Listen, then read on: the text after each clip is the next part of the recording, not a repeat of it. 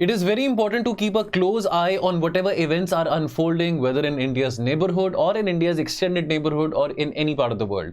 And India Pakistan के बीच में जो भी हो रहा है, जो भी माहौल बना हुआ है, उसको ट्रैक रख पाना from a viewpoint of a UPSC aspirant is also very important. And therefore आज के प्रीमिक्स में 3 सवाल हैं, पहले 3 सवाल इसी मुद्दे से स्पेसिफिक हैं, जहां पे मैं LOC, शिमला एग्रीमेंट और साथ के साथ इंडस वाटर ट्रीटी की बात करूंगा 3 सवालों में। आपका क्या सही स्कोर रहा वो कमेंट सेक्शन में जरूर बताना। मैं हूं आपका अपना friendly neighbourhood educator Kuber Singh, teaching IR, also internal security as well as essay writing. First question को देखो, LOC की बात हो रही है, इंटरनेशनल बॉर्डर की बात हो रही है। बहुत सारे बच्चों को शायद कंफ्यूजन होगा LOC और इंटरनेशनल बॉर्डर में। अब मैं अज्यूम कर रहा हूं जो बच्चे अभी पहली बार अटेम्प्ट दे रहे हैं या दूसरी बार अटेम्प्ट दे रहे हैं, ज्यादा डिटेल में नहीं पढ़ा इंडिया के नेबरहुड को, अगर तो पता है तो आपको ये आंसर एकदम से फटाफट आ जाना चाहिए। नहीं पता तो इसका आंसर अभी डिस्कस कर लेंगे। क्या सही आंसर है? देखिए दोनों ही स्टेटमेंट्स इनकरेक्ट है। LOC इंटरनेशनली रिकॉग्नाइज्ड बाउंड्री नहीं है, ये नहीं है, ये एक वर्किंग बाउंड्री है। ये एक वर्किंग बाउंड्री है जो कि इंडिया पाकिस्तान के बीच में स्टैब्लिश करी गई थी under the 1972 Shimla agreement. Alright, so ये इंटरनेशनली रिकॉग्नाइज्ड बाउंड्री नहीं है। Internationally recognised boundary between India and Pakistan is the international border. उसके बारे में आगे बात करूंगा आपके साथ। International border is not under the control of both Indian and Pakistani military forces. In fact, international border is fully under the Indian control on our side and on the Pakistani control on their side. तो जो international border है, pardon me, थोड़ा सा गला बैठ गया है, it is not jointly patrolled or controlled by the military forces in combined. हम अपनी तरफ से करते हैं पेट्रोलिंग, पाकिस्तान की साइड से उनका अपनी तरफ से करते हैं। Now have a look, LOC versus IB की बात करें, देखो लाइन ऑफ कंट्रोल की जहां पे बात आती है तो यहां पे ना मैंने सर्कल करा है अखनूर। अखनूर एक सब डिवीजन है, अखनूर से शुरू होता है आपका LOC, और LOC कहां तक जाता है? यहां तक जाता है। ये देखिए यहां से अखनूर से शुरू होता है जम्मू सेक्टर में, जम्मू में अखनूर है, वहां से शुरू होता है और ये जाता है यहां तक। ये पॉइंट है, इस पॉइंट का नाम है पॉइंट NJ 9842। ये है point NJ 9842।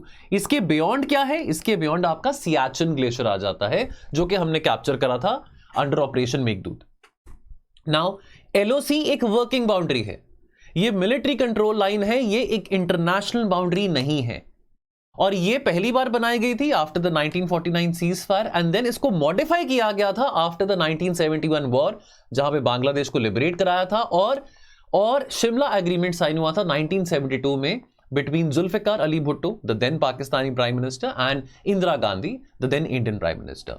So therefore LOC एक internationally recognized boundary या border नहीं है, ये एक working boundary है। working boundary है, एक military control line है, और LOC को कौन गार्ड करता है? इंडियन आर्मी गार्ड करती है। ठीक है, जहां तक इंटरनेशनल बॉर्डर की बात आती है, इंटरनेशनल बॉर्डर देखो, अगर मैं पूछूं कि पाकिस्तान के साथ कौन सी स्टेट्स है, कौन सी इंडियन स्टेट्स हैं जो कि बॉर्डर टच करती हैं, तो आप क्या बोलेंगे? JNK बोलेंगे, आप पंजाब बोलेंगे, आप फिर राजस्थान भी बोलेंगे और आप गुजरात बोलेंगे। ये 4 स्टेट्स हैं। ठीक है, लगभग 3323 किलोमीटर का हमारा बाउंड्री है, बॉर्डर है पाकिस्तान के साथ। लेकिन जब हम इंटरनेशनल बॉर्डर की बात करते हैं उसमें 3 स्टेट्स आते हैं। इंटरनेशनल बॉर्डर में पंजाब आ गया, राजस्थान आ गया एंड आपका गुजरात आ गया। तो ये 3 स्टेट्स हैं जो कि बॉर्डर टच करते हैं, जो कि इंटरनेशनल बॉर्डर का पार्ट बनते हैं विद पाकिस्तान। जम्मू कश्मीर में आपका LOC आ जाता है, तो जम्मू कश्मीर और पाकिस्तान के बीच में जो डिवीजन लाइन है वो LOC है, between the Indian administrated Kashmir and the Pakistani administrated Kashmir. ये बात याद रहेगी। जो इंटरनेशनल बाउंड्री है बिटवीन इंडिया एंड पाकिस्तान, जिसको हम रैडक्लिफ लाइन से भी कहते हैं, उसमें JNK इसमें पंजाब, राजस्थान, गुजरात आ जाते हैं। वैसे Radcliffe line towards the western part of, यानी कि west Pakistan and east Pakistan, ये भी रैडक्लिफ लाइन था, बिकॉज बांग्लादेश पहले क्या था? ईस्ट पाकिस्तान था। अब चलो वो बांग्लादेश हो गया 1971 में, लेकिन रैडक्लिफ लाइन ने डीमार्केट किया था the boundaries between India and Pakistan, जिसमें वेस्ट पाकिस्तान और ईस्ट पाकिस्तान दोनों आ जाते हैं। ये बात आपको क्लियर है? तो दोनों चीजें डिफरेंट है, LOC डिफरेंट है, इंटरनेशनल बॉर्डर डिफरेंट है। चलो IWT की बात करते हैं, इंडस वाटर ट्रीटी। 3 आपके सामने स्टेटमेंट्स दी गई हैं, ध्यान से स्टेटमेंट्स को पढ़ो। क्या सही लग रहा है? पूछा क्या जा रहा है? करेक्ट पूछा जा रहा है आपसे, सो ध्यान से पढ़ो स्टेटमेंट्स को। ठीक है, यहाँ पे ओनली जैसे जो वर्ड्स होते हैं काफी ज्यादा केयरफुली पढ़ने वाले होते हैं, बिकॉज मैंने मैराथन सेशन में भी बात डिस्कस करी थी, अभी पिछले संडे को हमने PYQ मैराथन सेशन IR का किया था, वहां पे भी डिस्कस किया था कि ऐसे वर्ड्स को ना बहुत क्लोजली आपने आइडेंटिफाई करना है, ट्रैप में नहीं आना, you don't have to fall into the trap. आपने ऐसे एक्सट्रीम वर्ड्स को सही मान के आपने ऑप्शन को सही लिख लिया तो you have to be very careful. इसका आंसर क्या है, चलो स्टेटमेंट बाय स्टेटमेंट देखते हैं। इसका आंसर सिर्फ जो पहली स्टेटमेंट है वो सही है। India is permitted to build run of the river HEPs। यहां पे आपका जैसे किशन गंगा आ जाता है, ठीक है, किशन गंगा झेलम रिवर पे है, या रातले डैम है जो कि चेनाब रिवर पे है, तो ये क्या है, ये run of the river water projects है, विच मीन्स कि हम देखो इंडस और उसकी ट्रिब्यूटरीज, ठीक है, कुछ वेस्ट फ्लोइंग रिवर्स हैं, कुछ ईस्ट फ्लोइंग रिवर्स हैं, यानी कि अंडर द IWT अरेंजमेंट, तो यानी कि इंडस झेलम चेनाब ये वेस्ट फ्लोइंग रिवर्स हैं। अब ये जो वेस्ट फ्लोइंग रिवर्स हैं जो कि अनरिस्ट्रिक्टेड पानी पाकिस्तान को ही जाएगा इन रिवर्स का, हम इस पानी को अपने पर्सनल नीड्स के लिए डाइवर्ट नहीं कर सकते हैं, being the signatory of IWT। आप तो हमने चलो IWT को सस्पेंड कर दिया है, लेकिन पहले की बात कर रहा हूं, तो ये जो run of the river water projects है, विच मींस कि इसका जो बहता हुआ पानी है इंडस का, झेलम का, चेनाब का, उसको हम लाइव कैप्चर नहीं कर सकते हैं, but run of the river HEPs हम बना सकते हैं। जैसे किशन गंगा रातले डैम जो है, ये प्रोविजंस इंडस वाटर ट्रीटी खुद देता है। देखो इंडस वाटर ट्रीटी इकलौती ट्रीटी है which has stood the test of the time. India Pakistan के बीच में 1947-48 में लड़ाई हुई, 65 में लड़ाई हुई, 71 में लड़ाई हुई, 99 में लड़ाई हुई, लेकिन फिर भी Indus water treaty is the only treaty between two countries which have been hostile with each other, and that treaty had remained very sacrosanct and also was regarded in the highest of spirits and regard by India until the Pahalgam incident happened. So now we have said that कि हमने इस treaty को suspend कर दिया, abeyance रख दिया है, कि indefinitely भी suspend कर दिया है, alright, but as per the original treaty, as per the IWT, हमको परमिशन है कि अगर हम चाहें तो run of the river, as far as हम रिवर वाटर को लाइव कैप्चर नहीं कर रहे हैं, एवरीथिंग इज फेयर। हाँ, अगर हम रिवर वाटर को लाइव कैप्चर करके हम HEPs बनाते तो वो शायद इंडस वाटर ट्रीटी के विरुद्ध होता, उसके वायलेशन में होता, लेकिन अभी नहीं है। यानी कि ये सस्पेंड करने से पहले जो प्रोविजंस थी हमारे पास IWT की, we were very much allowed to build run of the river hydroelectric projects. तो कई सारे डैम्स हमने बनाए हैं, किशन गंगा, रातले और भी बहुत सारे डैम्स हैं। हाउएवर अब ऑब्वियसली ये बात आती है कि अब पाकिस्तान को उन डैम्स के डिजाइन से बहुत ज्यादा प्रॉब्लम थी। अब पाकिस्तान को लगता था कि वो डैम्स का डिजाइन कुछ इस प्रकार बनाया गया है कि वो पानी को ज्यादा कैप्चर कर रहा है। सो जहां पे वो प्रॉब्लम आती है, अगर पाकिस्तान को कोई ऑब्जेक्शन है related to interpretation of the IWT और related to some dam design or some dam structure, DAM वाला डैम, नॉट DAMN वाला, some dam structure और dam design, तो yes, वहां पे एक डिस्प्यूट रेजोल्यूशन मैकेनिज्म है जिसमें 3 स्टेप डिस्प्यूट रेजोल्यूशन मैकेनिज्म आता है।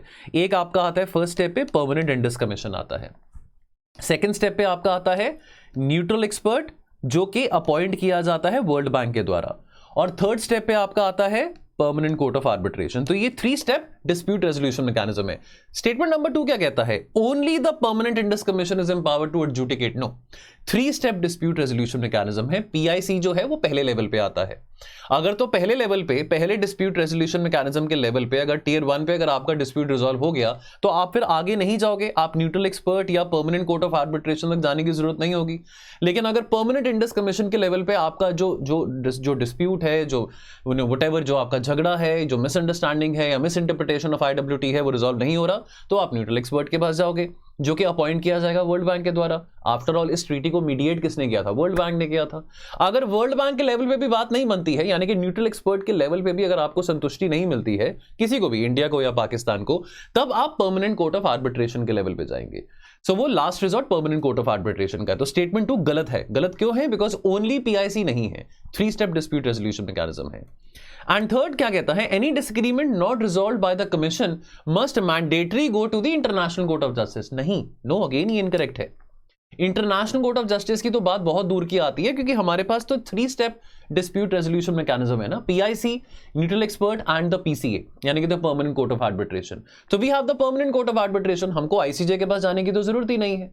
सो देयरफॉर स्टेटमेंट 3 भी आपका गलत होता है। क्या आप चाहते हैं कि मैं इंडस वाटर ट्रीटी के प्रोविजंस का एक टेक्निकल वीडियो बनाऊं, तो मुझे कमेंट सेक्शन में जरूर बताइएगा। We are into the 9th minute of this video. Let me also see कि आप कितना अटेंटिवली इस वीडियोस को देख रहे हैं। वैसे यहाँ पे मैंने थ्योरी दी हुई है, यहाँ पे कंटेंट दिया हुआ है, ये कंटेंट को आप गो थ्रू कर सकते हैं, बहुत हाई वैल्यू कंटेंट है ये कंटेंट।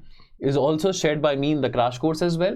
तो ये कंटेंट को आप पढ़ लेना एक बारी, मैं आपको एक्सप्लेनेशन दे चुका हूं, ऊपर से आपको कहानी बता चुका हूं, कंटेंट आप बाद में पढ़ लेना। मैं फटाफट अगले क्वेश्चन के टुवर्ड्स बढ़ना चाहूंगा। Question number 3 with regard to Shimla agreement 1972, ये दो स्टेटमेंट्स आपके पास आपको दी गई हैं, आपने ये बताना है which of the above mentioned statement और स्टेटमेंट्स आर इज और आर इनकरेक्ट। ऑप्शन 1 कहता है the agreement includes a clause that prohibits both India and Pakistan from unilaterally altering the line of control. Statement 2 कहता है Shimla agreement was registered with the UN giving it the status of an international treaty.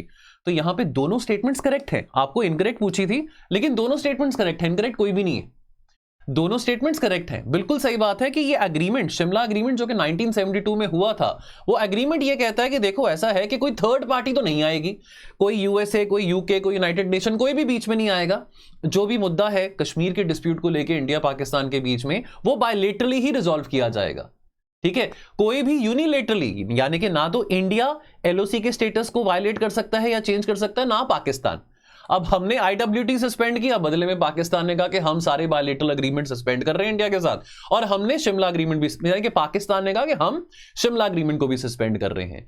तो यानी कि वो डिट for tat वाली बात हो रही है। तो शिमला एग्रीमेंट में क्लॉज दिया गया है कि भैया आप यूनिलेटरली, ना तो इंडिया ना तो पाकिस्तान एलओसी के स्टेटस को या एलओसी की सैंक्टिटी को वायलेट नहीं कर सकते हैं। लेकिन आपको पता है, वी ऑल नो कि कितने सालों से 1972 के बाद भी कितने सालों से पाकिस्तान यूनिलेटरली एलओसी के स्टेटस को वायलेट करता आ रहा है, सीज फायर वायलेशन जिसको हम कहते हैं वो करता आ रहा है। ठीक है, बहरहाल आपका पहला स्टेटमेंट बिल्कुल सही है। देखो चीजों को ना यूपीएससी के पर्सपेक्टिव से समझो। अभी पॉलिटिकल तमाशा चल रहा है, पॉलिटिकल हंगामा है, न्यूज चैनल्स पे एक वॉर मॉन्गरिंग माहौल बना हुआ है। ठीक है, जो होगा वो होगा।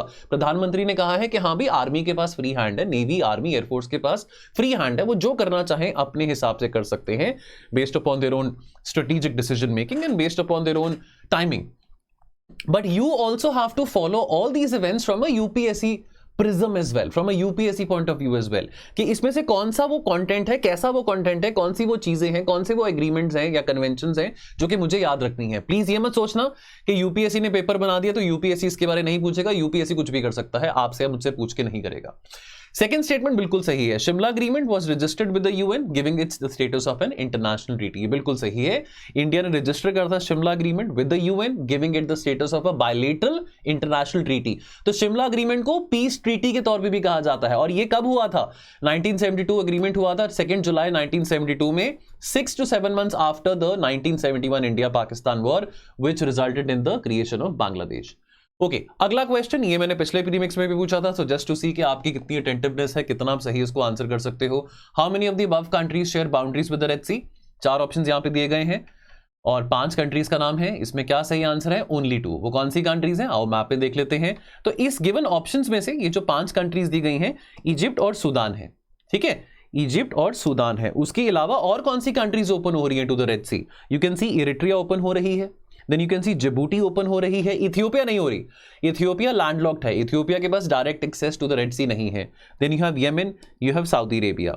नाउ इजराइल और जॉर्डन जो है ना, इजराइल और जॉर्डन ओपन अप होते हैं टुवर्ड्स द रेड सी। बहुत नैरो कॉरिडोर है, 27 किलोमीटर का कॉरिडोर है बाय द गल्फ ऑफ अकबा, जिसके चलते वो ओपन अप करते हैं टुवर्ड्स दी रेड सी। ये क्वेश्चन मैंने पहले भी पूछा था, चलो रिपीट हो गया है। ठीक है, सो देयरफॉर ये आपको बात पता हो कि रेड सी को कौन सी कंट्रीज ओपन अप करती हैं। रेड सी न्यूज में था, पिछले 2 साल से न्यूज में है। ऑपरेशन प्रोस्पेरिटी गार्डियन रेड सी में हुआ था।